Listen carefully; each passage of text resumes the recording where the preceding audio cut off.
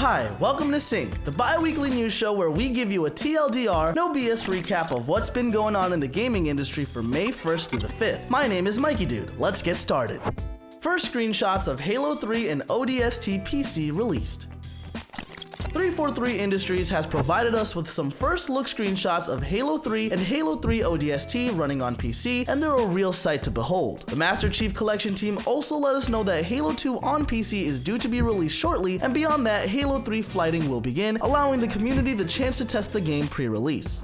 Sony has identified responsible parties for Last of Us 2 leak. Sony, in a statement to GamesIndustry.biz, confirmed that they have a very good idea of who the leaker behind the recent spill of Last of Us 2 content is. Apparently, this person or persons are not affiliated professionally or officially with Sony Interactive Entertainment or Naughty Dog, going against the popular online rumors regarding the leaker's identity. Sony refrained from further comment as this is an ongoing investigation, but hopefully those involved will be swiftly dealt with. Battlefield confirmed for a 2021 return. Developer DICE revealed to IGN that a new title in the Battlefield franchise won't be available until 2021. The business strategy from their publishing overlords at EA pegs 2021 as the date due to their worrying about the potentially lacking install base of the next-gen consoles upon their release, hopefully this year. More news to come on this title. Original Star Wars Battlefront has multiplayer added to Steam version. Star Wars Battlefront for PC, the port of the original console game from 2004, received an update bringing its multiplayer servers back online. The game previously relied on the now defunct GameSpy and runs off of the Steam network now. Both original Battlefront titles on PC have working multiplayer now, a nice treat for longtime fans. DoTA 2 International delayed to 2021. With a heavy heart, we unfortunately are reporting that the DoTA 2 International Tournament has been delayed to 2021, citing concerns around COVID-19. The rest of the professional season structure will be modified to account for this change starting back up in the fall. The current Battle Pass will still be released, but at a later date as teams are working from home. First look at Xbox Series X gameplay coming this week. Microsoft has announced an inside Xbox presentation for this week, Thursday, May 7th, which will include gameplay for multiple titles for Xbox Series X. This will be our first look at next-gen gameplay for the Xbox, and as such, we're very excited. Confirmed to be at the conference will be the recently announced Assassin's Creed Valhalla, and the rest of the showing will apparently focus on third-party titles rather than Microsoft's own first-party efforts, such as Halo Infinite. Roblox Corp announces $2 million COVID-19 charity fundraiser.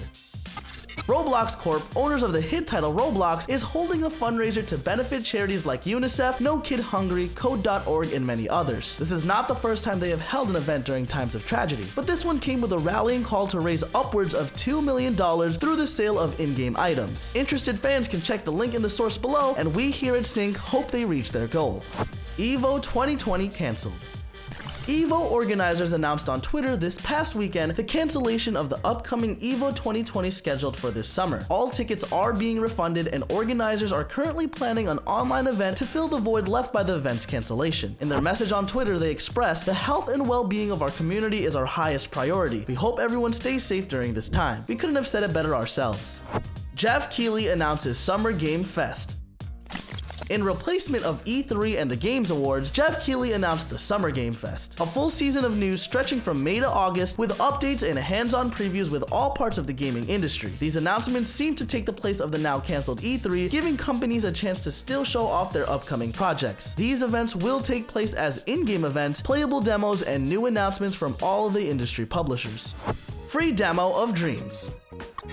Media Molecule's hit creative title Dreams now has a free demo available on the PlayStation Store, allowing users to try out a handful of user-created levels. The demo also allows a limited building environment sure to spark creativity in users just picking up Dreams. The developers hope that this demo will allow users that may be hesitant to pay for the game to give it a shot and see what it holds in store. Some next-gen titles may be delayed past console launches. Phil Spencer spoke with CNBC recently, and in his interview gave some interesting comments on the state of Xbox Series X in light of the COVID-19 crisis. He stated overall that on the hardware side of things, everything is mostly on track, but he couldn't make that same proclamation for the game development side. Due to the large amount of people needing to congregate to carry out the logistics of making a AAA title, Spencer is preparing consumers and investors for the possibility of game delays. All we can conclude from this is that time will tell. New Team Fortress 2 update to commemorate Rick May.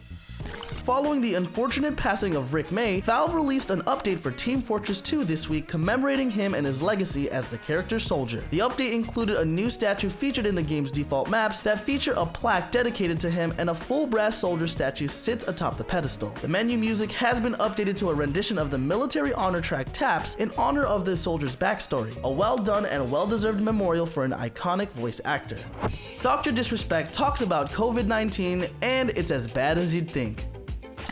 Noted bathroom contrarian Dr. Disrespect has just had a great Twitch stream discussing the ongoing pandemic, and it went exactly how you thought it might. He began the controversial segment by discussing an article championing the merits of a quick return to most work and non-essential activity. Next, Doc went on to show a video about the connection between 5G cell phone connections and COVID-19, a blatant conspiracy theory. Overall, gamers, we'd advise you to take health and safety advice from professionals, not advanced warfare developers.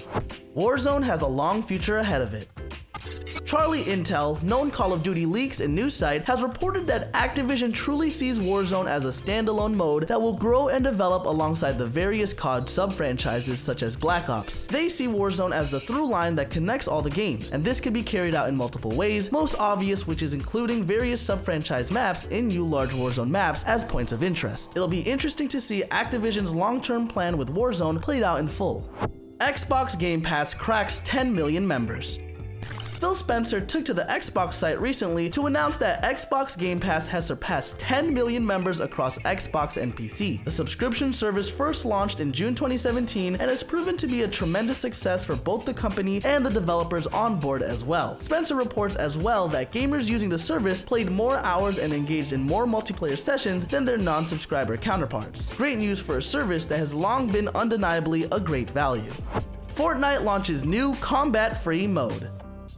After a series of leaks via email sent to content creators with no NDA, Epic has announced a new mode for Fortnite focusing around the social aspects of the game seen in the concert events recently, with no combat enabled in this mode. Players are able to engage in a variety of activities around the map, such as fishing and ATV racing, and to celebrate the launch, Epic put on a concert for Major Lazer, a Diplo side project in the new mode.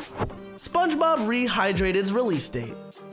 SpongeBob SquarePants for Bikini Bottom Rehydrated got a sneak peek at the downtown level release this past week. The video shows off some solid platforming while giving us a sneak peek at some sandy gameplay. So far, this is shaping up to be a faithful remake of a title near and dear to a group of fans looking for the nostalgia rush. Rehydrated releases June 23rd for Xbox, PC, and Switch, with a PS4 release shortly after.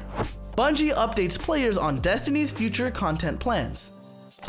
This past season has been turbulent for Bungie, filled with fan backlash and a few community members moving away from the game. Creative director Evan Nikolic took time in the newest This Week at Bungie to announce their plans going forward. Starting in the fall, seasonal events will be available for the whole year instead of being confined to a 3-month season. Evan goes on to detail the team's desire to find the balance of creating and maintaining content going forward in year 4. It will be interesting to see what Bungie has cooking up, and this fall's next expansion is shaping up to be a proper game changer.